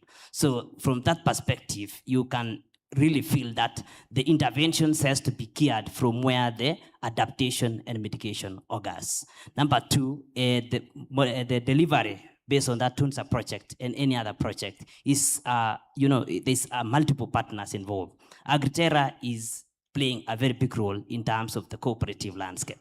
AgriTerra, under the Tunza project, and based on the implementation experience that I've had, is that to have this climate finance more effective at the farmer, it has to be delivered through the farmer organization. Farmers has to be organized in a structured way. And who is going to organize the farmer? Is it the county government? Is it the farmer, or who? So that this risk sharing initiative and all these facets are in place. So it's my opinion that despite the fact that the climate financing being complex, if it is delivered through the farm organizations as a cooperative, then the whole thing is going to be a bit more effective. So for it to be, to have the more uptake, remember the coining of the food security facet. They mention about the food availability, utilization, stability, and the same. I wish to appeal to the entire team, and based on my perspective, the Green Climate Fund or the climate financing also has to be designed in the same way. The Green Climate Funds or the climate financing are available, but is it accessible to the farmer? For it to be accessible, then the complex procedure about application has to be simplified, administrative issues has to be eased. And that means if we walk through the cooperative, that complexity becomes more access. So it's going to address the issue of not just being available, we also talk about access and utilization. Secondly, the second question about the, what are the best policy or programs, public and private policy mechanisms that can be adopted. From the discussions we have already had in this room and based on the presentation from Malaysia, it is already clear that there are already tested applicable models and policy initiatives that can easily be scaled up to ease or to promote the climate action. I wish to bring to the context around 6 modalities that has already been applied, starting with the one with the Tunza project. The Tunza project deploys the blended finance model, where we have the government of Kenya coming in to provide guarantees, and even bringing in also the private sector like the cooperative bank, equity bank, that are going to support the farmers to be able to de-risk in some of the investments. Secondly, is about the modalities about credit guarantees, which have already been implemented. We have AGRA, which have already worked on that facility, and it's already working. There's the element on result-based financing, which can actually be blended so that the whole thing, it also supports the, it promotes sustainability for the cooperatives. We have a public investment in the market infrastructure. It was already done by the SHOMAP, funded by IFAD in Kenya. There was a lot of physical investment in infrastructure that has promoted a lot of aggregation and private sector to participate in the fast value chain. There's the element of the fast loss facility that we already see some of the many partners or the private investors getting into play within the context. To summarize that in that manner, the climate insurance is no longer seen as just an agricultural subsidy. It's the future about the climate finance is going to be about risk sharing strategy. It's about credit guarantees and the same. That issue I wish to bring to the attention of the team, based on the discussion we have had, is how well are we going to prepare the farm organizations so that they are best delivery models for this. So based on the discussion also from this team and the GCF team, the TUNZA team, it's very, you had them mentioning that FAO is an accredited agency who is going to accredit the farm organizations so that they are the trusted delivery models for this. In my view, agri-agencies, development partners, we need to continue playing our big role in terms of preparing the farm organization to be investor ready. That means we are talking about around 3 modalities. Number 1 is professionalizing the farmer cooperative. That means we check on their governance to make sure there is diversity, there is inclusion of youths and female, there is integration of climate action policies so that they are able to uptake this instrument. Secondly, it's about professionalizing their financial systems and also digitalization. This is going to promote a lot of use of data, and that the decisions can be made based on data. Lastly, is about investment readiness. Agriterra, in the role of the TUNZA project, is playing a very big role in terms of advisory, in terms of assessing these cooperatives, so that we are able to support the cooperative to realize their big vision, what they call it the big, hairy, audacious goal. And the other milestones that are tied to the result-based financing complement this. Lastly, is the question about what is the future or how is the agriculture support going to look like in the future. So, and from my view, agriculture support has to evolve beyond producing or subsidizing production to go towards or to shift towards rewarding sustainability. So we need to support our farmers. We need to incentivize and reward our farmers for adopting to TCSS practices. It's not going to be business as usual, where we all the farmers bear all the consequences or bear all the costs for the climate action without any reward. So it's therefore my appeal that even as we design these climate action activities, it has to go towards rewarding the farmers. And that's what GIZ is already working on, and some of our projects like the compensation, we are now trying to work with the government of Kenya to also promote the use of power fertilizers, power pesticides, where we are going to reward the farmers for adoption of the same thing. And that also aligns to the aspects on carbon sequestration, where we talk about carbon credits and all those. Thank you very much. I wish to end from there. Thank you. Thank you, Noah, and we will definitely dive into preparing, strengthening farmers' organizations in order to acquire the climate finance. But first, I think we have to travel up a bit north again to Switzerland, although you will bring a global perspective up here, because as I said, you're the member of the WFO Scientific Council. And I was wondering from blended finance, credit guarantees, public investment in infrastructure, climate insurance have just been mentioned, but from a global and scientific perspective, how should climate finance frameworks look according to you? Thank you very much for giving also not only young farmers a voice on the panel, but also the scientists. Thank you. Climate financing programs, they tend to come in 2 different categories. So the one category tries to discourage and exit from livestock, and the other category is tolerant or even in favor of livestock. One of those 2 will end up on the wrong side of history. The one that will end up on the wrong side of history is the one that tries to discourage or exit from livestock. If we want to battle the climate change and if we want to achieve effective climate mitigation, we always need a strong pro-livestock component in these policies. We always need them. Livestock is absolutely essential. It is still the only large-scale technology that is capable of removing CO2 from the atmosphere and bring it, store it in the soil. It is still the only large-scale technology that is capable of restoring the health of the soils that the farmers need to work with. The most important capital that we have is the health of the soils. And for decades, if not centuries, we have been degrading the health of the soils. We need to improve that soil. You all know these pictures of this tiny little bit of soil that the earth has from which we grow all our food. It is the most important capital in the world, and the only way to replenish it, to sustain it and improve that soil is through animal livestock culture.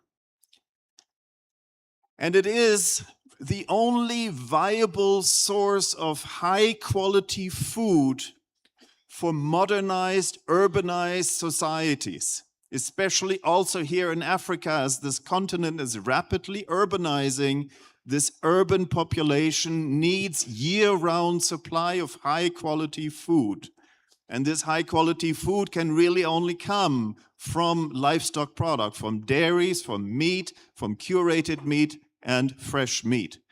And so, if we want to have functioning cities that are clean, that are environmentally stable, that are balanced, we need to feed its population properly, and we can only do that with livestock. And then some people will say, okay, but what about the methane from the cattle? Doesn't the methane contribute to the high methane concentrations in the atmosphere? Doesn't the methane actually increase climate? Yes and no. Yes, we have too much methane in the atmosphere. Yes, methane increases climate warming. But no, and this is important, no. The emissions from the cows are not the reason why the concentrations have been increasing. Let me repeat this. The emissions from the cows are not the reason why the concentrations of methane have been increasing in the atmosphere. The scientific evidence is becoming almost by the month clearer and clearer that the increased methane concentrations are not derived from methane emissions of the livestock. So any climate finance scheme that relies on the reduction of livestock to achieve its targets will be on the wrong end of history because it is on the wrong side of the science. Mark my words. So as a farmer, as a farmers association, as anybody representing farming in the world, do not engage, do not promote, do not compromise on schemes that funnel money towards farmers to stop livestock farming. That is a wrong policy, and we need to call it out, and we scientists are doing our best to supply the evidence to all of you that you can fight your local battles. Livestock is part of the solution. It is not part of the problem. Thank you very much. Thank you, Pierre, for bringing this scientific perspective. And as a dairy farmer, I can only second it. You made a plea to the farmers' organization, so we'll get back to them shortly for a reply.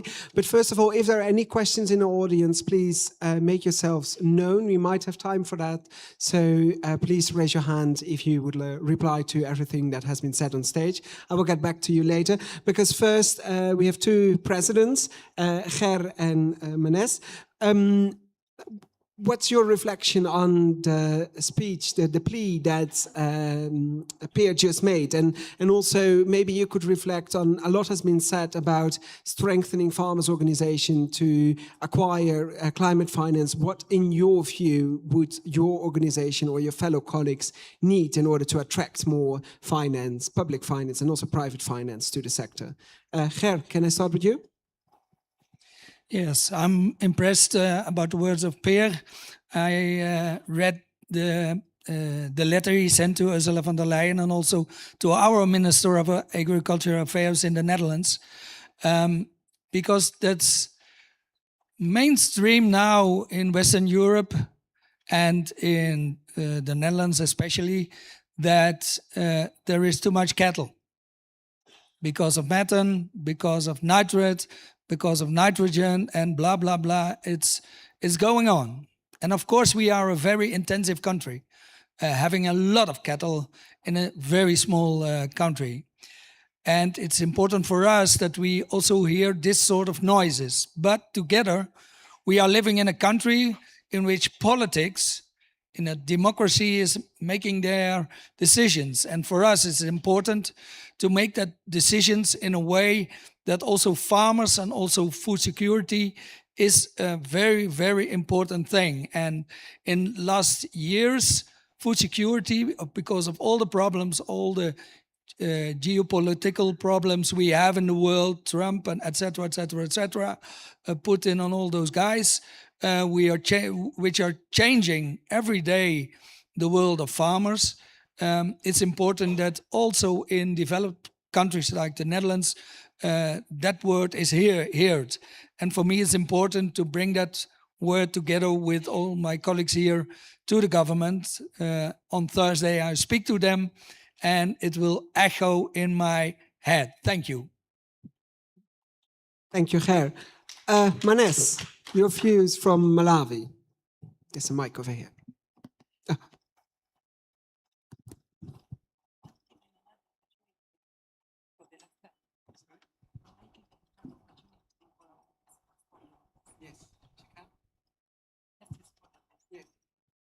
Well, you can say whatever you want.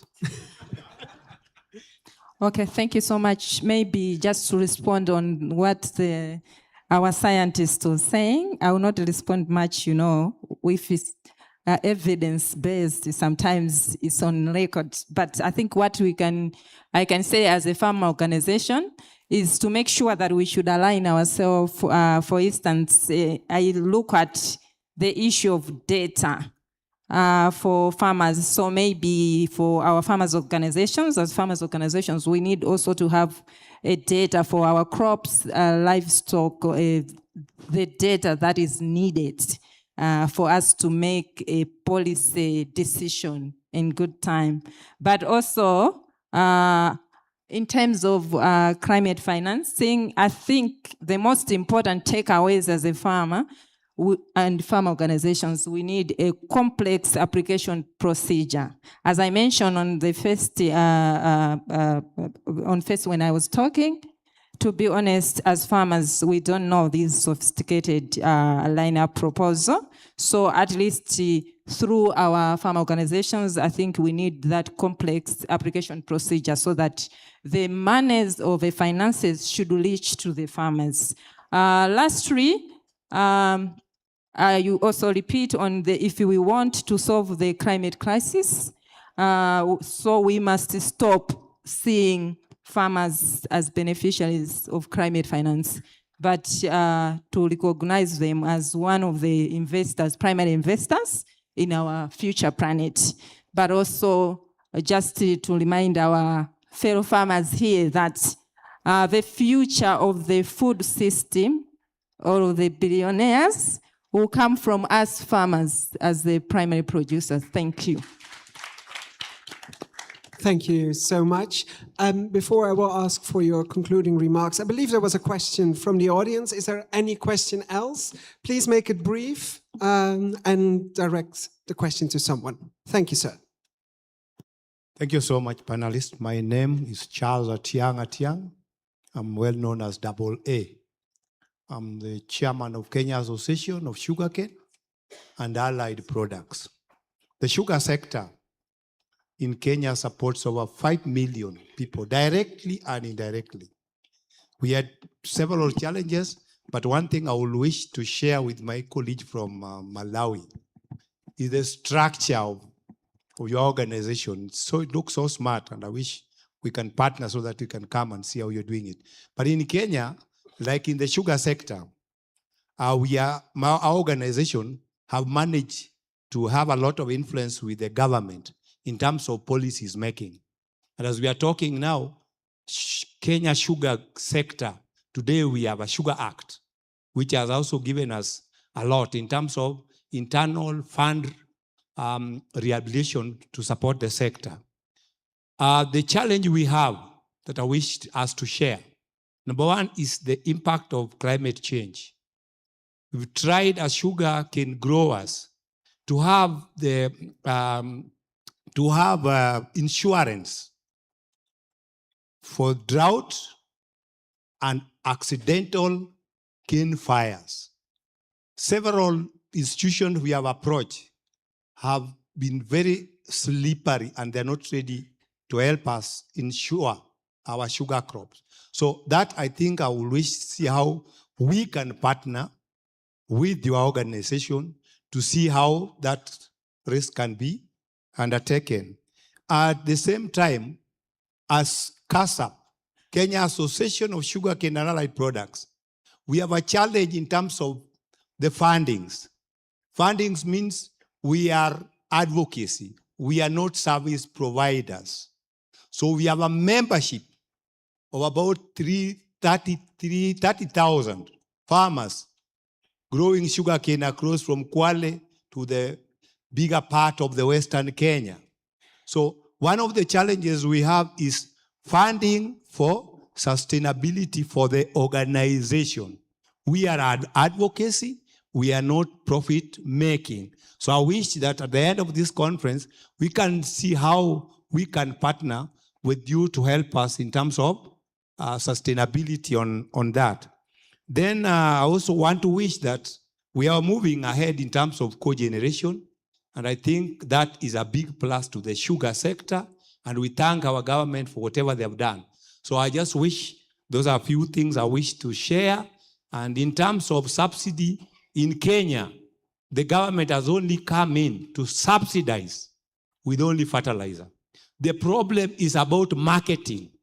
That is the biggest challenge farmers are facing today.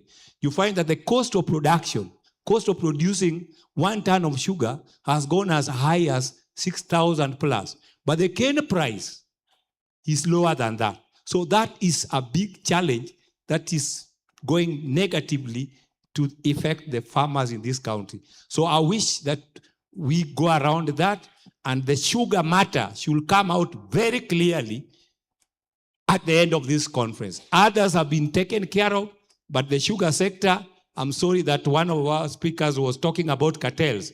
I don't think we have cartels. The law are there to contain that.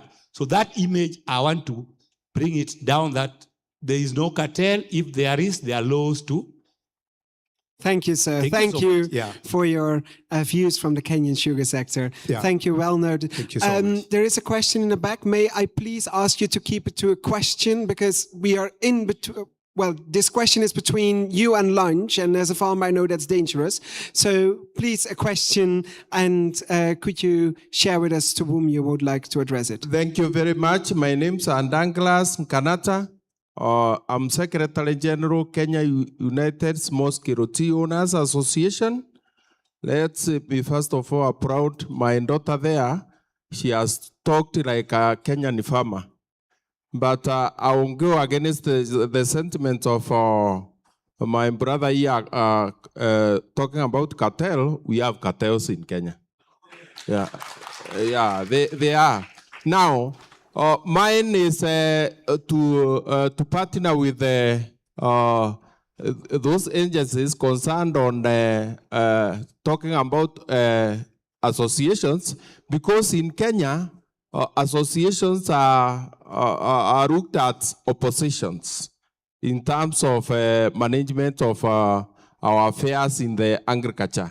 You see, we elect leaders, but leaders goes into the comfort zone where farmers are left there. We have a few policies about taxes and so on. I have heard you mentioning about tea. The other few days ago or few months ago, we have levies and the taxes which has been imposed to tea farmers. But when you ask the elected leaders, they don't know about that. But they are the ones sometimes who sign those laws and they put them so that you can be taxed. So we need the farmers at the grassroots to give their recommendation before anything is passed. Thank you. Thank you, sir. Well noted. May I ask the panel for a reflection on everything that has been said about blended finance, preparing, strengthening farmers' organizations to acquire the finance, public-private. May I start with FAO? Like, what's your view on everything that has been said? And is there something that you want to give this global audience home, maybe preparing to obtain some climate finance in the future? Thank you. I just want to reiterate that FAO is a knowledge body. So there are two things I wanted to mention. The first one is that FAO, we have developed some tools for climate smart agriculture that can cushion the farmer when it comes to risks related to climate change. The first one is a loss and damage tool. This tool has been rolled out to counties, and with it, you're able to see the hazards that may be associated with droughts, floods, and that can affect the farmer. So data is easily available for risk mitigation through that tool. The second thing is we have a digitalization process through a platform called Kiamis. Kiamis is the Kenya Integrated Agriculture Management Information System. This is a system where all farmers in Kenya have been registered. We have registered over 6.4 million farmers in Kenya. Within this system, for the registered farmers, you can be able to access incentives like subsidies for your inputs and also machinery. So in wrapping up, I want to say that from this conversation, clearly we want to promote farmers to increase their production, reduce risks and environmental issues, and get income. So what we are seeing is that farmers also want to benefit from climate finance as economic actors so that they can be able to drive the agenda of climate resilience. So we need restructuring in the whole climate finance framework based on the discussion. Thank you. Thank you so much, and I'm happy that the WFO and all its independent members already have such good contacts with FAO, and that we have seen now with the Tunza project to what it may lead. So I hope this project will inspire and that we will be able to work together to get more climate finance to our sector. Pierre, may I ask you for a brief reflection on everything that has been said? So one year ago, I was in Addis Ababa at the United Nations stock-taking event on the Food Systems Summit. And it was an encouraging event 4 years after the Food Systems Summit had concluded. And one of the most important encouraging note that I took away from it was when I heard the agricultural ministers of Ethiopia and Kenya talking about their policies, how to promote family farming, how to promote livestock farming in their countries. I'm taking these two examples, but there were plenty of agricultural ministers from all over Africa who really, in my scientific estimation, had the right policies at the right time, at the right place. The same cannot be said for most agricultural ministers of Europe. So I'm looking forward to Africa to be a source of inspiration for the right sort of policies so that we get family farming to be the basis of a healthy society. And a healthy society is the basis of a sustainable society, of a socially, economically, and climate sustainable society. Family farming is at the source of it. Agricultural ministers of Africa, they understand that far better than agricultural ministers in Europe, unfortunately. So please, Africa, lead the way. Thank you, Pia. And that's why we're here to learn and get inspired by the East African community.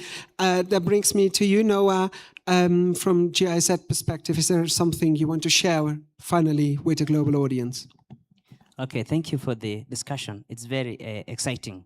I wish to say that as GIZ, we have a FO hub that we are working with the regional farmer organizations. That's EAF in East Africa, ROBA in West Africa, and Asia Farmer Organization in Philippines. So where we are trying to work together with these RFOs who are actually coordinated from the ground level, working with the producer organizations, NFOs, National Farmer Organization like KENAF in Kenya, and to be able to shape and influence policies, being able to promote evidence, the use of evidence, what my good friend already mentioned and my colleagues, and also the scientists about the evidence in terms of shaping the discussions.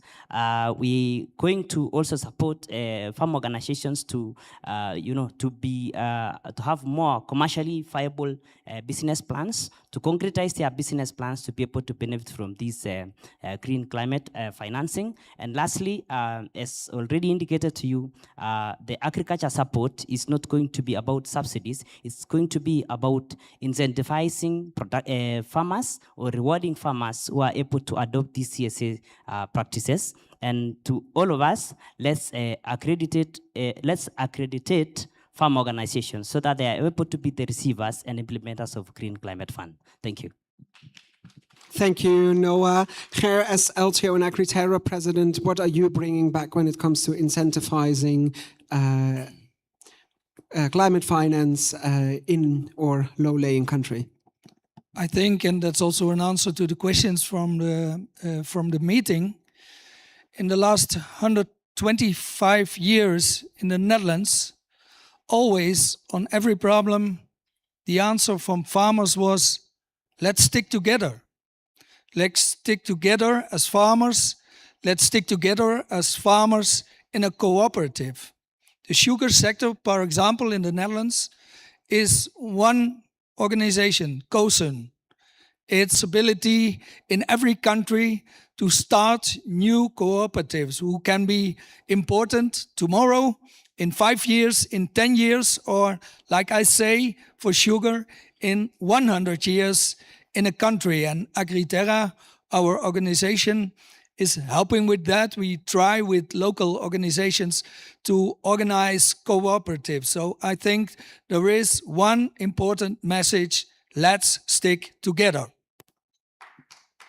Very clear. Manes, may I give you the word for the final remarks? I think climate change is no longer a future threat, but it's a present reality. So to solve that as a solution, let's include the farmers to be at the center of that future solving. Thank you so much. Thank you, Manas. Thank you to this lovely panel. Thank you to Ger, Thakla, Noah, Manes, and Pierre. Give them a round of applause for this insightful discussion about unlocking climate change. I will definitely bring something back to Bonn, where the global climate discussions are now taking place. And I hope that we have over lunch during the rest of the day still some time to exchange best practices, how we can mobilize climate finance for a sector, but also how to strengthen our farmers' organizations. Thank you very much.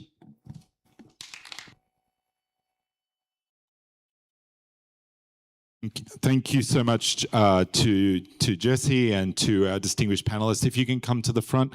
I love your shoes as well there, Jesse. I think that everyone's checking out these shoes, but yeah, I like it. It's good to see. So thank you for such an engaging panel. There's been a strong call to action to engage farmers and farmer organizations in a meaningful way, and we heard clear examples of solutions already working to bring farmers together and to support productivity. There was consensus around the need for us to work together to make the most of the solutions we have heard, such as the new technologies that are now available to farmers. And so this brings us now to a well-deserved lunch, and lunch will be served out through the doors across the pool at the Nama Choma restaurant, accessible. We're going to be starting back here at 2 p.m. And so I encourage you to go quickly to lunch and find some people, chat to them over lunch, meet some new farmers, and then we'll be coming back here to continue the discussion about finance, bringing in partnerships and farmer-centered solutions as we look at how to bring pathways for regenerative and resilient agriculture into the mainstream. So see you at 2 p.m. Thank you, everyone.